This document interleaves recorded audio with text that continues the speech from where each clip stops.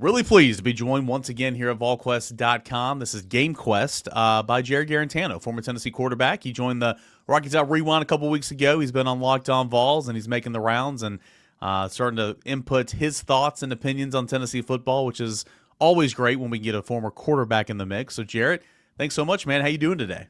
Good, brother. Thank you for having me, Eric. Of course. Just off the top, man, I mean, 2-0 so far. Great start for Josh Heupel in his, already fifth season here on Rocky Top. Went over Syracuse, a Power 4 opponent. I don't think Syracuse is very good, but did a lot of great things in that game. Against ETSU, you did exactly what you were supposed to. The backups came in, continued to run the offense, and a modern era record 72 points. Big takeaways, big thoughts from Tennessee's start to the season 2-0. Absolutely. Yeah. I mean, you look at the schedule and you look at the first two games, the things that they were able to exhibit on tape, it shows a lot of positivities going into early in the season. And there's a lot of positives, right? Like you're sitting there and you're going, what can we do or what can we show going into the Georgia game? I don't think schematically we showed a lot of complexity, which is a good thing on tape, right? So obviously this is going to be Heupel's and Kirby Smart's, I think, fourth matchup this year, 21, 22, 23, 24. Might have been the fifth. So it's their fifth matchup this year. They know each other pretty well. I think that Heupel will have some things up his sleeve just because he hasn't put it out, and this is a completely new Tennessee football team this year. Yeah, definitely new, especially on the offensive end. Got to get your thoughts on the quarterback. Again, I can't wait until after this week when they play Georgia. I can be like, I don't have to have the disclaimer. Yes, the competition, Syracuse and ETSU. But, man, Joey Aguilar's looked good, man. He's looked great. It connected on some deep balls. I think, at least for me as an observer, like I can tell he's played so much football. Maybe not at this level, but he's played so much football. He takes what the defense gives him. He's not afraid to throw the check down, works through his progressions. I certainly didn't think he'd be bad to begin the season. I didn't think he'd be this good, and that's awesome. I've been really impressed with Joey Aguilar. What are your thoughts? Yeah, I think that he started out this season very strong. Obviously, we look at our opponent, Syracuse, and we look at East Tennessee, and we sit there and say, competition-wise. But when I look at quarterback play, I'm looking at the way that they run the offense, their accuracy, ball placement, and just how many drives that they lead down the field. And I think that Joey's done that very, very well to start out the season. And this is going to be a big test also, right? Like everybody's looking like, is he for real? Is he a good player? Is this going to happen? The tough thing is Georgia's also a top 5 defense, and they're notoriously really, really good on defense. So it's almost an unfair expectation for us to sit there and say he's going to come out and just blow it out the water, just like he's been the past two. But the first two games, he's really shown a lot of really good things. And obviously the biggest things you can see that his coaches and you can see that his teammates really like him a lot as well. Yeah, and if you like more of what JG's saying, have your own YouTube channel doing a film breakdown. So that's tell us kind of what that schedule is. I should have hit this at the top. I'm sorry, but how often are you doing this film breakdown? I would assume probably after every game. Yeah, thank you for also bringing it up. I just started last week. I think last Wednesday was my first video. I was able to get Syracuse in. I got this past weekend with East Tennessee. I'm going to throw in another one, just really kind of analyzing the Georgia defense a little bit more, just so we can kind of know what we're going into it. Obviously, they haven't really had a lot of tough matchups. Their first week 1 and 2, even worse than Tennessee's schedule, to be honest. But just kind of being able to understand a little bit of the landscape with the players, their roster, those type of things. I'll throw that in the video as well. So going forward, I'll have probably 2 or 3 videos alongside Tennessee each week, just trying to keep up with the season. Yeah, that's awesome. And we'll be sure to link that YouTube channel link in our show notes as well for this episode. Kind of on that note, you don't have to give away everything, but obviously there's different players, there's different wrinkles and stuff since when you played a Kirby Smart defense. But what are some of those traits that stand out about a Kirby Smart defense that makes it so challenging on the quarterback, on the offensive line? Because typically year in and year out, the players change, but as you said, like top 5, top 10 defense every year for Kirby. Yeah, I said this on Twitter as well. Kirby Smart threw a lot of really good things at Tennessee this week in his press conference. But respectively for Kirby Smart, he's, I would say, the top defensive head coach there is in college football. Mm-hmm. I really respect him very much so. And every single year he's putting out a top defense. When you look at the Kirby Smart defense, I mean, it's the same thing every single year. You look at resilient, ball hawks. They're super downhill. They always win the line of scrimmage. And they take after their head coach, right? This is just something that he implements, and this is how he recruits. So going into this year, obviously the past couple of years, I don't think that we've been able to run the ball as well as we showed in the first 2 weeks of a season like we just did. It's going to be very interesting to me if we can win the line of scrimmage, offensive line versus defensive line, our defensive line versus their offensive line. That'll be the biggest tell, and I think that'll be the biggest key to victory. Just like, I mean, this it's crazy to say, but it's really like this with every SEC game, right? When you look at it, even going back to my time there, SEC is always controlled and over and won in the trenches. If we can match their physicality and match their toughness in the trenches, I think that we're going to be able to keep it a low-scoring game, and we'll get what we want. We'll get going into the fourth quarter. It'll be low-scoring, kind of just like last year, right? It was going into the fourth quarter last year. It was 24-17. That's right about where we need to be. If we can get to that point and then be able to make their quarterback make difficult throws, make their defense have to deal with our speed and physicality, then we might be able to take that one in Knoxville. Yeah, winning the line of scrimmage is always imperative, especially in a game like this. I mean, it always is, but like you look at Georgia last year in that game you're referencing, I think Nico was sacked six times, and a lot of that pressure, I mean, they use that. I mean, everybody's multiple defensively now, but linebackers rule the day there for Georgia. They hybrid there on the edge. They got two inside really stout backers. It's almost like an old school 3-4 look at times, and they blitz them, and they blitz them through the interior, and I think that's a big key for a new center in Sam Pendleton, okay? And potentially, depending on David Sanders Jr.'s availability, if he's playing tackle, does that bump Jesse Perry back down to guard? Any way you want to spin it, you'll either have Jesse Perry at guard, who's playing in his third game, or Shamu Morrow at guard, who has been a career backup. Wendell Moy, I don't worry about him. I mean, he just shows that he's kind of like Joey Aguilar, played a ton of football. A lot of starts. So yeah, it's going to be interesting there in the interior. Another matchup that I wanted to get your thoughts on, man, and I know it was like this. You were playing Georgia too. Kirby, his corners, man, it makes it so incredibly difficult for wide receivers to get off the line of scrimmage to break three. The very physical press man coverage at times, but the physicality aspect there on the perimeter is something that I think Tennessee's skill players have struggled with in the past. As a wide receiver, how difficult is it to beat that off the line of scrimmage, and how imperative is that for Tennessee here coming up tomorrow to win some of those battles and allow some shots to be open down the field? Kirby's always notorious for having great DBs, right? That's why in the recruiting process, all the best DBs want to go play for Kirby Smart, just like they want to go play for Nick Saban, right? They understand what they've done and how many guys they put out in the draft. So talent-wise, they're already putting great talent on the field. Now, when you go and you get coached by Kirby and you sit in there and you learn that physicality, you learn that level of play. Obviously, in the past, they've always had great DB coaches, Fran Brown, for example. Now they go out there and they learn the scheme and they are absolutely put into great positions by their coach. It's always really difficult. And it's going to be a great test for Matthews and Staley going into their first year battle with them. Just like the same thing, like you said, offensive line, defensive line wise, right? Like they're going to be schematically, you're going to see Tennessee's offensive line having a little bit of trouble with East Tennessee State with their movement aspect when they're late movement. If you don't think Kirby Smart's sitting there throwing a lot of late movement in there, you're out of your mind, right? And then you see every play, you see 12 personnel. We've been running a lot of 12, which I absolutely love because our tight ends are really good players. They're blocking linebackers. That'll be another key matchup there too. Like, will those tight ends be able to secure those blocks on those linebackers that are running downhill as soon as they see guard pull or as soon as they see inside zone man on blocking, right? So there's going to be a lot of really good matchups, which I get so happy, so excited because now it's the true fan in me. But there's going to be so many really key matchups on Saturday, and it's all going to be about who's winning their one-on-ones, whether that's offensive line wise or whether that's a wide receiver wise. Yeah, interior, inside backers, wide receivers, corners, tight ends, and 12 linebackers again. And I'm glad you brought up 12 personnel. I mean, obviously Tennessee showed they wanted to run it earlier in Heupel's tenure, but they just didn't have the tight ends to do it, enough tight ends to do it. Last year they ran it a ton. They're going to run a ton this year. I think one of the differences in Tennessee playing Georgia as close as it did last year compared to the other games in this series with Heupel was the implementation of 12 personnel. Tennessee was able to run it. Georgia was not a very good running football team last year, which is shocking. But Tennessee outrushed Georgia. Tennessee ran down the field and scored on the first possession. Miles Kitselman actually, kind of like Princeton fan, had a rushing touchdown in that game. How much do you think 12 personnel for Tennessee is going to play a factor in this one as well?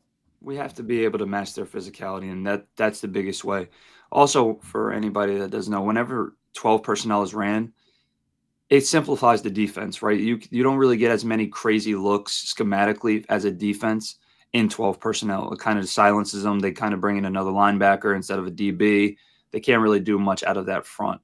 I think that we'll implement it. We'll run it a lot just so we can shorten that game down a little bit, just be able to hold the ball offensively a little bit more. And this is really the first year that I can look at their quarterback position at Georgia and sit there and say that it's not. Obviously, they had Stetson Bennett. They've had Carson Beck. I think those two guys are actually really good football players. They're NFL quarterbacks. This is the first year where I sit there and say that's not a stronger point to their team. That's more of a weakness to their team right now. I don't know his level of play. I don't know how good he is. Hopefully I don't jinx it and he goes out there and throws – I'll knock on wood. Hopefully he doesn't go out there and throw 500 yards, 3 touchdowns versus us. But I don't think that they're as confident as him as they've been in the past with their quarterbacks. Okay, so this game I think is going to be a lot of running the ball, a lot of downhill. It might be one of the fastest games in the history of this matchup just because of the outlook on – you have their quarterback who's brand new, first year starting. You also have Joey Aguilar, who's their first year starting quarterback in Tennessee against a huge opponent in Georgia. So a lot of running the ball, a lot of 12 personnel being used, more counter, more inside zone insert, all that stuff I kind of talk about on YouTube. But we'll see the implementation of what plays that we're going to run off of those plays this week. Yeah, Gunnar Stockton, I'm glad you brought up the quarterback and get your thoughts on the opposing quarterback. He's been there forever, right? But he's played in bowl games. He played in relief of the SEC championship game last year, made a college football playoff start. He's had 2 home games where he's been the guy. This will be his first starts in a true road game. And, you got to give the crowd – they're going to be fired up to begin the game. Tennessee's defense, Tennessee's offense have to give the crowd reason to stay just bonkers all game long. And I think that can really play a factor into Gunnar Stockton. From an outsider's perspective, do we put too much stock into that? Or you being a quarterback going into Athens or Tuscaloosa or to the Swamp, how big of a factor is that home field advantage for a guy that's never done it? And obviously it creates problems like communication, cadence, you can't hear, confidence. I think that there's a real opportunity for Tennessee to really kind of jump on Gunnar Stockton because he's never been in this environment before. Or am I putting too much stock into that? No, I think people actually undervalue what you're saying. I think going into your first road game, obviously as the number 5 team in the country, you're sitting there at Georgia, huge university, they win there, right? They've been winning for a long time.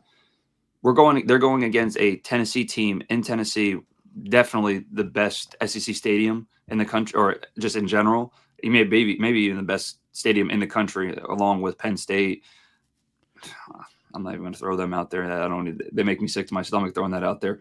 Another SEC school. But I think going into this game, it's going to be his first real test ever on the road, where the whole crowd, probably 95% of the crowd, is Tennessee fans or opposing fans.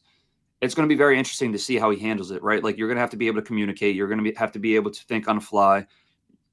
Coach Banks' defense isn't one that's the bad one either. We haven't really talked about Tennessee's defense. Obviously, we're missing a lot of our key starters, but Coach Banks understands defense and he understands how to scheme, and he's going to show different looks at their quarterback, at Gunnar. It's going to be a lot for him. And I think that they're going to rely, like I said, I think they're going to rely heavily on the run, and they're going to have to, early in the game, help him out a lot. They're going to have to be able to, whether that's play great defense, get great field position, they're going to have to do things that's going to help their offense or help their team gain some momentum. And if not, he's going to have a really tough day dealing with the crowd, dealing with the fans, because if that game's close, we're going to be rowdy. Yeah, no doubt. And, you brought up Tennessee's defense, and I think it's interesting. Last year, really in all these matchups under Tim Banks, Josh Heupel, the middle of the field has been open for business for Georgia. And listen, last year, Tennessee went to the CFP. Tennessee went to the college football playoff because of its defense. And Tim Banks didn't have to dial it up often like he had to do in the first 2 years because you didn't have the horses. You relied on your front four to get back there, to get to the quarterback, allow things to be freed up in the back end. That worked. It didn't work against Ohio State or Georgia. Look at what Carson Beck did last year between the hashes. 15 of 18, 199 yards, 2 touchdowns. Beck in 2023, 18 of 22, 230, and no touchdowns. And then in 2022, Stetson Bennett was 15 of 19 for 211 yards and a touchdown. The middle of the field has been open. It's been horrible for Tennessee's defense. I think, and you just said it there, I think Tim Banks this year obviously knows that, right? I think you got to mix things up, keep them guessing. But I do think you got to put the pressure on Gunnar Stockton early and allow those guys to get after him and not just rely on the front four, because that formula defensively has not worked in the series. Right. And I think whenever you rely on the front four, you sit there and you play more too high defense. So whenever you're playing more too high defense, obviously in general, the middle of the field is more open, especially with the Georgia's passing attack. And when their play action game is the best thing that they do, honestly. So if we can mix up coverage, show more single high, show less too high, and we're able to exploit and have those linebackers not playing as downhill, obviously that's where it's tough, right? Because they're running the ball so well. And I mean, in years past, they haven't ran it, of course, as well as they used to. In 2017 to 2020 or 2016 to 2020, they were really, really good running the football. But if we're going to be able to stop their run, and we have to be able to stop the middle of the field, we got to play more single high, show different looks. Obviously, you can only play cover one or cover three. It's hard to disguise that. But if we play middle of the field open, and we're leaving that middle of the field open, we have to tell those linebackers, don't go instantly in on any run fake or anything downhill at you. You got to be able to understand that there's something probably coming behind you. So that's just going to be the battle, right? That's just going to be the mix and match. It'll be the key for both teams. We got to win first and second down, make it third and long. If not, those third and shorts are going to be really easy for both of our teams, right? So it's like lay of the land is kind of the same for each.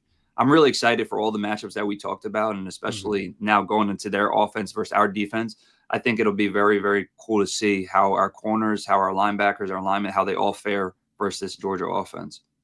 Yeah, no doubt. Like if you're a backer or even a star player for that regard at certain points in times, those tight ends, right? Oscar Delp, Lawson Lucky, like Georgia always has great tight ends, and Brock Bowers. I know he's not there anymore, but stringing them across the middle on a drag or whatever. And if you're a back, you're just like, let me jump that, right? But if you jump that, they're going to throw that dig right behind you, and so it's so imperative to just kind of hold your water a little bit and not just jump at the first thing you see.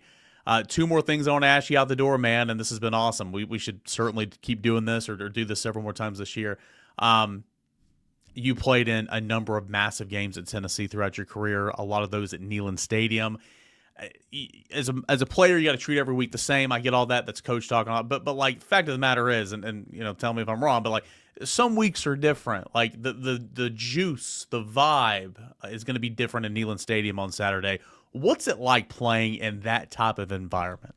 You're right. The week, I'd say even starting maybe even Monday, right? Going into the facility, everything's just different when you're going into these big SEC games. Like I remember even going to class and feeling a different vibe. Maybe that's just me in my subconscious, like in my head. Obviously, I was going through a lot when I was at school, but I always felt like there was just a different level of energy, a different level of, we got to get them this week.